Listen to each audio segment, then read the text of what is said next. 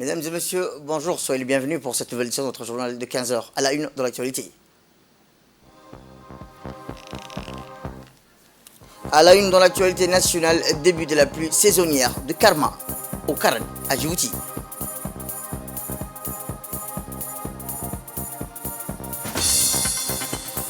Et au Moyen-Orient, le défi des travailleurs sous la chaleur écrasante. C'était les titres. Merci si vous le rejoignez. Eh bien, le secrétaire général de la primature, M. Naguib Abdallah Mohamed Kamil, a reçu aujourd'hui pour une visite d'adieu le numéro 2 du système des Nations Unies à Djibouti, M. Nicolas Guinard. Cette visite d'adieu du chargé du bureau du système des Nations Unies marque la fin des services de M. Guinard sur le sol djiboutien. Après Djibouti, il va rejoindre l'équipe de l'OIF à Paris. Après un mot de bienvenue, le secrétaire général de la primature, M. Naguib Abdallah Mohamed, a salué le travail remarquable de M. Nicolas Guinard durant sa mission à Djibouti. De son côté, le numéro 2 du système des Nations Unies à Djibouti a remercié le secrétaire général pour l'accueil qui lui a été réservé et sa pleine contribution durant sa mission à Djibouti. Et je vous le dis dans le titre, durant ces derniers jours, la pluie saisonnière, communément appelée Karma ou Karan, continue de s'abattre sur la capitale Djibouti et dans les régions d'intérieur. Ce matin, les habitants de la capitale se sont réveillés les pieds dans l'eau. La pluie d'été avec des coups d'éclair impressionnants hier soir a rempli les grands axes de la ville. Comme nous le constatons dans ces images, les grands quartiers de la commune de Boulaos sont arrosés de la pluie et saisie a permis de rabaisser la température qui était fort frappant en ce mois d'août. Hier soir, lors des précipitations, le vent soufflait fort et on signale quelques dégâts matériels dans certains quartiers de la capitale.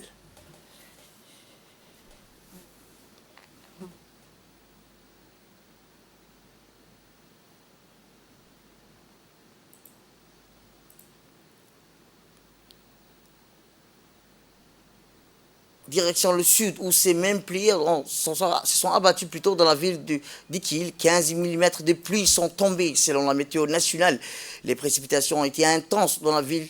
Hier matin, la population d'Ikil avait le pied comme vous le découvrez sur ces images tournées par notre équipe et nos correspondants.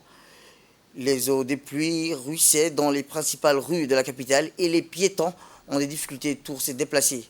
On annoncé quelques pluies ont aussi arrosé le secteur de Gobaat, les zones en altitude de Dikil.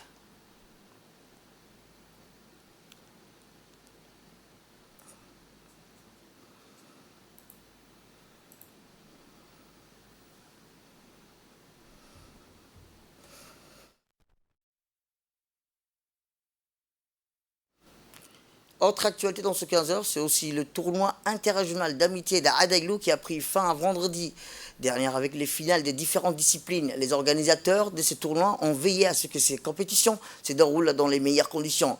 Et pour commémorer et terminer en beauté ces tournois, une soirée d'animation musicale a été organisée dans le village d'Adaïlou par l'ONG EVA, initiatrice et organisatrice de ce tournoi.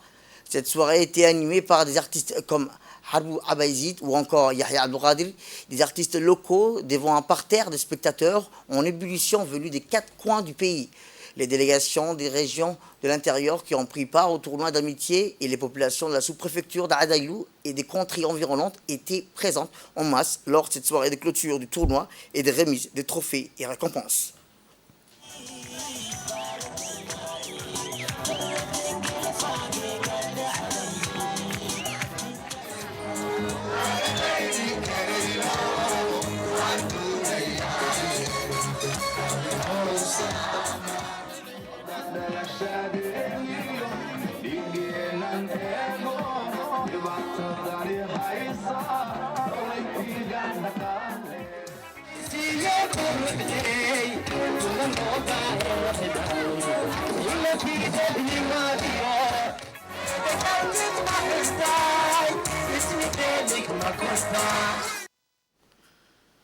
Et voici les propos du directeur des régions du ministère de la Jeunesse et de la Culture lors de cette soirée, M. Suleiman Ahmed Abdi.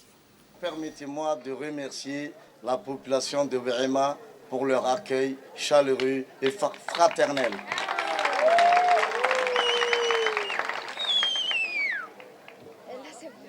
C'est une grande fierté pour moi de participer avec vous cette soirée de clôture de 11e édition du tournoi interrégional de EVA qui a été organisé par l'ONG EVA en partenariat cette année avec le ministère de la Jeunesse et de la Culture.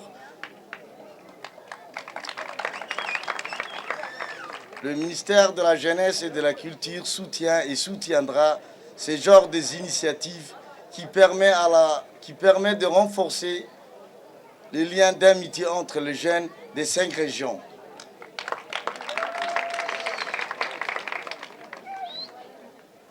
Et nous serons toujours à la disposition de ce genre d'initiatives. Et enfin, permettez-moi de féliciter l'ONG EVA pour l'excellente organisation de cette 11e édition.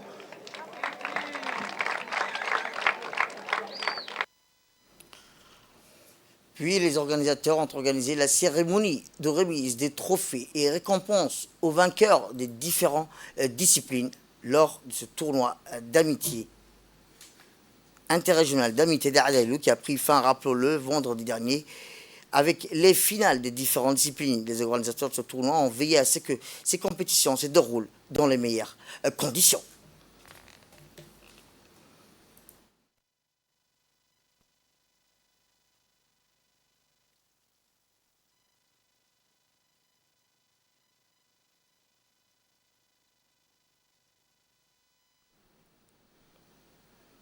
On reste toujours à Adalou, l'association Paris, l'association pour la promotion de l'agro-silvopastoralisme inclusif a planifié la mise en œuvre du lancement de son projet de développement des activités rurales économiques résilientes et fondées sur la préservation des ressources après une exposition de vente des produits agricoles de Weima, en mettant particulièrement en lumière les produits phares tels que les figues Barbarie, suivi d'un atelier comprenant la projection du résumé du projet des échanges avec d'autres associations.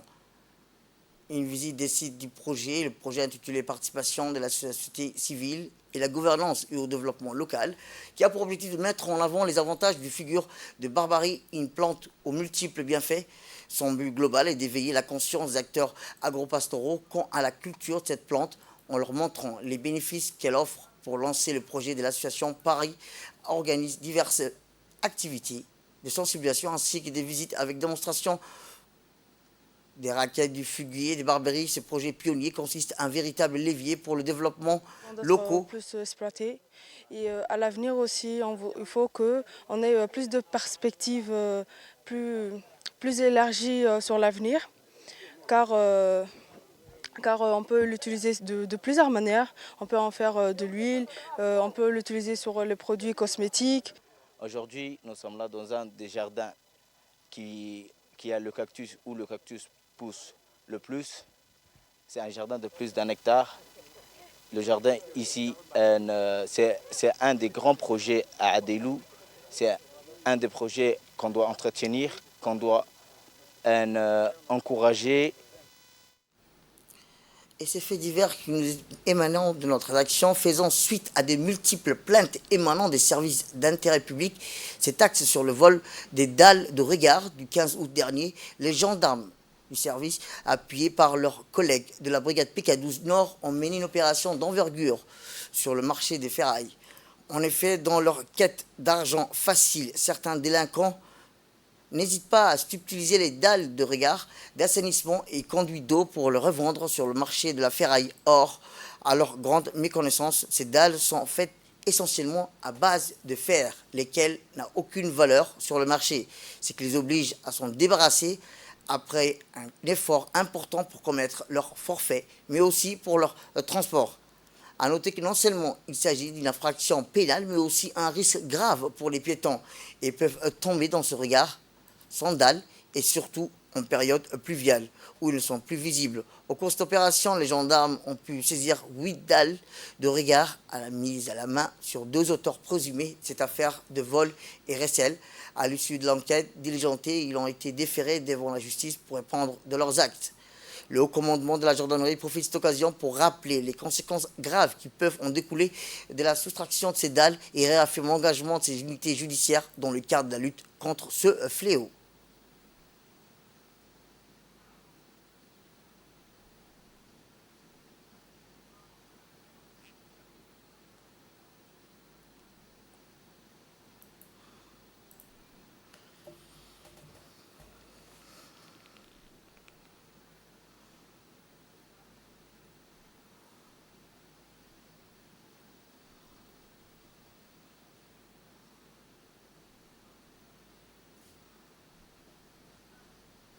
Direction le Nord, où on reste toujours dans le Nord, où le LANA, en tournée d'audit et d'inspection des usines de production d'eau minérale, des entrepôts, des boutiques dans les 5 régions de l'intérieur. Ces activités s'inscrivent dans le cadre de programmes de suivi et de surveillance réguliers de qualité des denrées alimentaires consommées par les populations des régions. Après la région du Nord, la région du Sud, la brigade mobile du laboratoire LANA, composée d'ingénieurs en qualité et sécurité alimentaire, des techniciens supérieurs, s'est rendue dans la région de Bok. Les inspecteurs de la brigade mobile du LANA, en collaboration avec la préfecture et des éléments de la gendarmerie, ont pu contrôler les différents points de vente et denrées alimentaires, à savoir les grands entrepôts, les boutiques et les détaillants des produits alimentaires. À cet effet, plusieurs infractions liées à l'entreposage, la conservation et la date de péremption ont été constatées par les contrôleurs sanitaires du laboratoire. Dans cette optique, les inspecteurs sanitaires n'ont pas manqué de prodiguer des conseils, sensibiliser les commerçants aux normes en vigueur et de les accompagner dans la mise en place des bonnes pratiques d'hygiène, de conservation et d'entreposage. Enfin, la mission de l'ANA consiste à assurer à toutes les mesures de sécurité d'hygiène appropriées sur tous les points de vente de denrées alimentaires pour protéger la santé des consommateurs.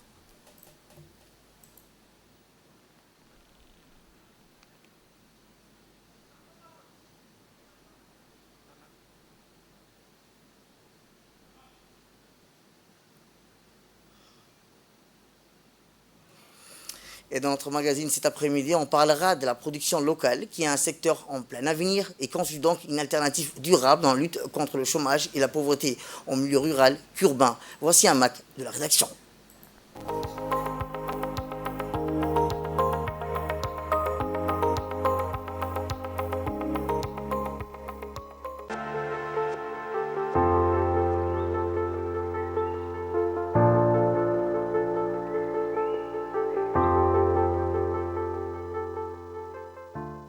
Face à la réalité d'une mondialisation galopante, comment pouvons-nous concilier ouverture et protection?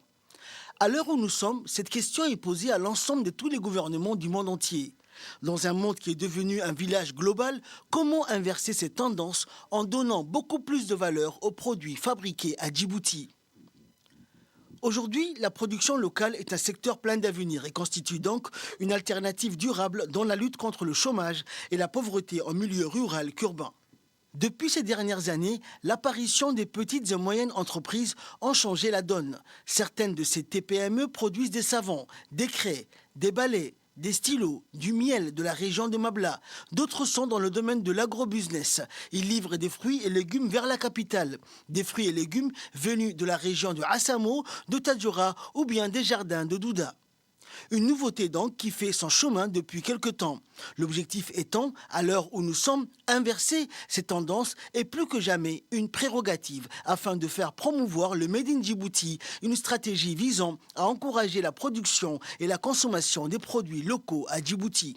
L'objectif étant également de stimuler la production locale, de créer des emplois, de réduire la pauvreté et de développer l'économie locale contre l'insécurité alimentaire et réduire la dépendance du pays vis-à-vis des importations et à renforcer la résilience de l'économie locale face aux chocs externes. Dans 2 ans, dans 3 ans,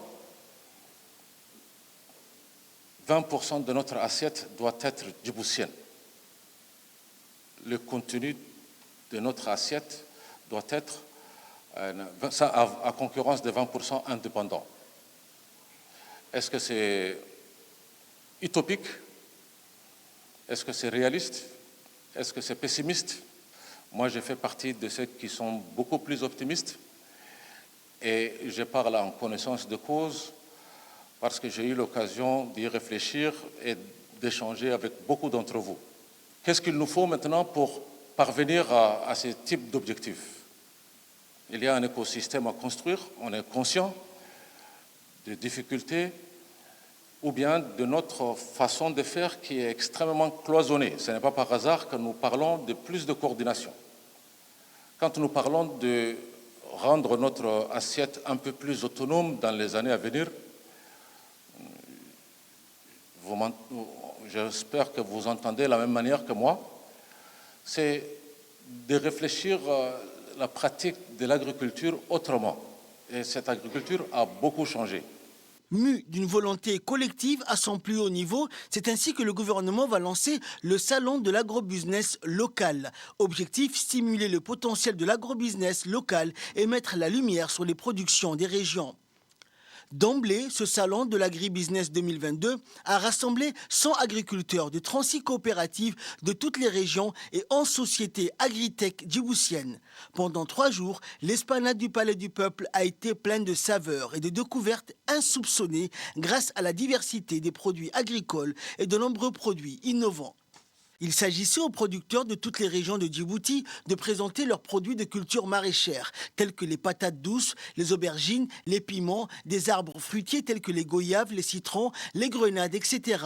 Mais aussi l'aloe vera, du miel, du fromage, du stevia, du lait de chamel, du thé, de la pâte à tartiner, de l'encens. Et enfin, de nombreuses idées agritech novatrices telles que l'hydroponie, le système d'intelligence numérique pour surveiller la température et l'humidité à l'intérieur des serres et les brosses à dents naturelles qui ont impressionné les convives. En somme, ce salon national de l'agrobusiness a permis de mettre en lumière le potentiel de la production locale, mais aussi les défis d'une agriculture locale et résiliente pour favoriser l'accès au marché et améliorer les moyens de subsistance des producteurs locaux.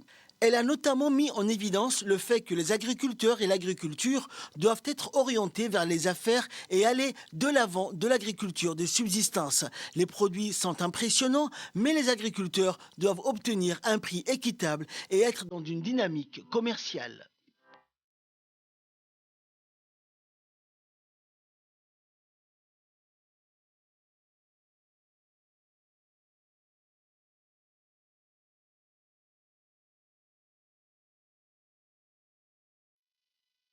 Aujourd'hui, cette idée séduit de plus en plus de monde. Une proximité entre consommateurs et vendeurs a créé une dynamique et une proximité. Une proximité humaine qui rime avec redynamisation économique, mais aussi une proximité géographique. Mais il nous incombe de participer au développement économique et apporter notre pierre à l'édifice tout en consommant local. Car aujourd'hui, consommer local est une véritable aspiration pour les consommateurs qui privilégient le savoir-faire djiboutien. C'est l'appel à la prière, nous retrouverons tout juste après. La capitale hongroise a accueilli les championnats du monde d'athlétisme depuis hier, les grandes étapes avant les Jeux olympiques de Paris 2024, érigés sur le bord brûlant du Danube, dans le partie sud de la capitale hongroise pendant 9 jours. Les meilleurs athlètes du monde vont arpenter la piste du grand stade du capitale hongrois. Nous avons 3 athlètes engagés dans le championnat du monde de Budapest. Le premier est Mohamed Ismail, dit Fatah. Au 5000 mètres, il va participer à la compétition du 5000 prévue le 24 août. Le deuxième est autre athlète djiboutien qui va participer à l'épreuve marathon prévue le 27 août, toujours à Budapest. Il s'agit de Ibrahim Hassan Bourdi Ougas. Et ces 2 athlètes étaient en préparation font Romu en altitude dans la France et à Barcelone. Cette année, le championnat du monde d'athlétisme à Budapest verra la participation plus de 2100 athlètes venus de plus de 202 pays. Ils vont participer à la 49 épreuve au Centre national d'athlétisme du 19 au 27 août 2023. Ces athlètes djiboutiens participeront dans différentes disciplines. Et cette année, les championnats du monde d'athlétisme interviennent dans une période où les athlètes de Djibouti ont remporté des médailles dans le dernier jeu de la francophonie à Kinshasa, en RDC.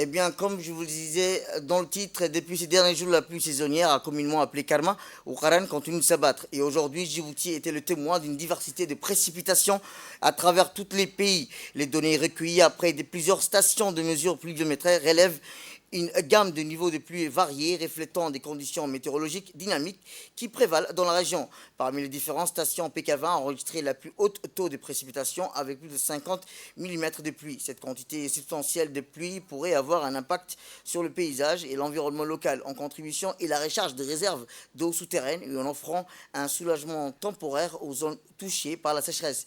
D'autres zones ont été également reçues des quantités considérables de pluie, telles que Kabah Kabah avec 18 18 mm et Tchabélé avec 16 mm. Ces précipitations pourraient ressourcer naturellement l'essentiel de la région. Cependant, toutes les régions n'ont pas connu de précipitations aussi abondantes. Certaines stations ont enregistré des pluies plus légères comme Galilée ou Holhol. Escoutir qui ont reçu seulement 3 mm de pluie. Par ailleurs, Obok a connu une trace de pluie montrant la variation dans les modèles des précipitations à travers Djibouti. Et enfin, sport pour clore l'actualité nationale. En Tanzanie, dans le stade complexe Azam, l'équipe de Djibouti Arta Solar 7 a battu l'équipe de Horset Dez, la Somalie, par un score sévère, 3-0 pour la première rencontre pour la préqualification pour la Coupe de la qualification de la CAF. Le match s'est déroulé cet après-midi, hier après-midi à 17h, et l'ouverture du score pour Arta Solar 7 a été l'ouverture de Yacouba, suivi d'un doublé de Alain Traoré, bravo. C'est une immense victoire pour l'équipe Arta Solar 7 qui va jouer le match retour le 24 août 2023 prochain. Demain, il est prévu une autre rencontre entre l'équipe Djibouti As Telecom contre l'équipe de la Tanzanie.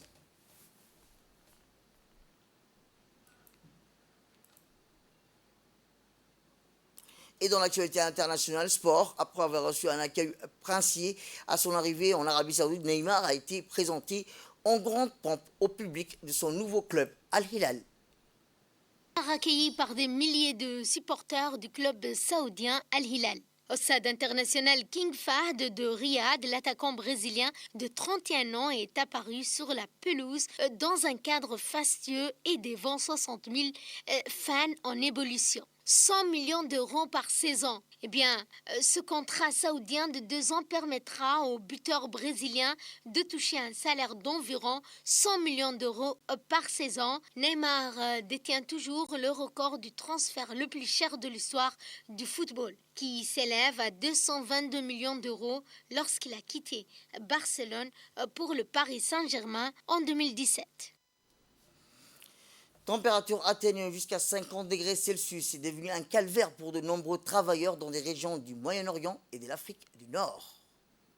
Moyen-Orient, travaillé par des températures atteignant jusqu'à 50 degrés Celsius, est devenu un calvaire pour de nombreux travailleurs dans des régions du Moyen-Orient et de l'Afrique du Nord, particulièrement touchés par les effets du changement climatique. En Tunisie, en Syrie, en Irak, en Arabie Saoudite, les conditions de travail sont devenues extrêmement difficiles en raison de la chaleur intense. En Syrie, donc Mourad Haddad et ses frères travaillent dans leur atelier de forge où ils fabriquent des objets en fer. Ils doivent donc se lever tôt pour éviter des températures élevées. En Arabie Saoudite, Amani El Felfel est une serveuse, travaille dans des conditions similaires et ses collègues veillent à donc rester en bonnes conditions physiques pour faire face à la chaleur étouffante. Ces exemples mettent en évidence les défis que doivent affronter les travailleurs dans ces régions en raison de la hausse des températures causées par le changement climatique. Malgré les conditions difficiles, beaucoup de ces travailleurs n'ont pas d'autre choix que de continuer à travailler pour subvenir aux besoins de leur famille et garantir un avenir meilleur pour leurs enfants.